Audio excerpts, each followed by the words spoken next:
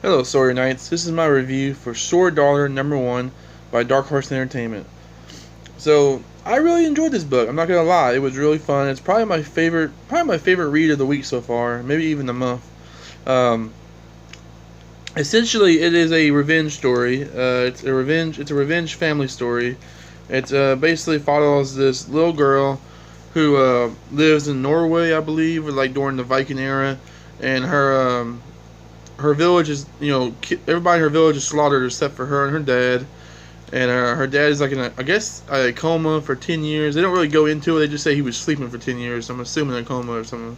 Well, he wakes up and his daughter is older now, and she's all full of like revenge and struggling and stuff. And she's kind of become this little savage. And he's the same way. He wants revenge. And they're both very distant from each other. She's very closed off because of all the horrible things that happened to her. She doesn't let anybody get close. He doesn't let anybody get close, and he doesn't really know how to be a dad to her. So it's a kind of so they basically go on a revenge, journey looking for the people that killed their village. It's a gang called it's like a Viking gang called the 40 Swords, and they go after them. And basically that's going to be the story of the book, and it's really interesting because it's so simple. It's so simple, but yet so relatable and so like easy to understand, easy to grasp, and you just you grab onto it, and you don't really let go. And you just feel the tension between these two characters, and but also you feel the connection between them, and it's really interesting. It really reminds me of The Road. It has a very Road feel. It also has a very I can't remember the name of the game right now, but it's a PlayStation game with a father and daughter. It kind of has that vibe to it. Just a father and daughter traveling the landscape, fighting together, surviving together. That's what I like about it. It's very interesting storyline, very simple storyline. The dialogue is the same way. It's not super heavy on dialogue, but when they do have dialogue, it's very straight to the point, very simple, but yet elegant, but written very well with lots of metaphors.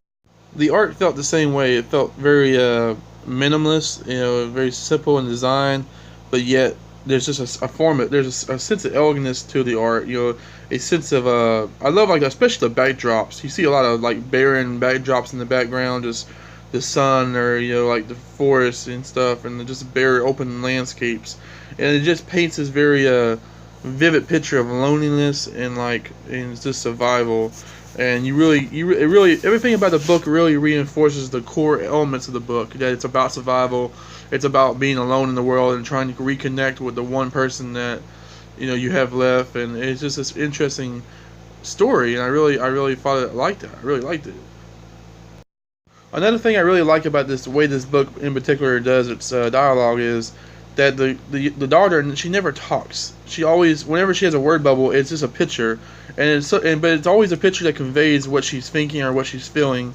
And I really like how they do it. Like in this picture, she has a skull because she's thinking about like murdering somebody, or she's thinking about rage. So I really like how they do that. I just thought it was a nice visual cue that really helps sell me on the fact that this girl is uneducated. She hasn't had a whole lot of experiences, and that she has this kind of primal aspect to her. Overall, I think Sword Daughter is a great little book. I mean, it's nothing, like I said, it's nothing profound. If you're looking for a really epic story and this really kind of drawn out story, you're not going to find that here. But you're going to find the book has a lot of emotion. I think the emotion makes up for the lack of like detailed storytelling. So I would definitely recommend it. Give it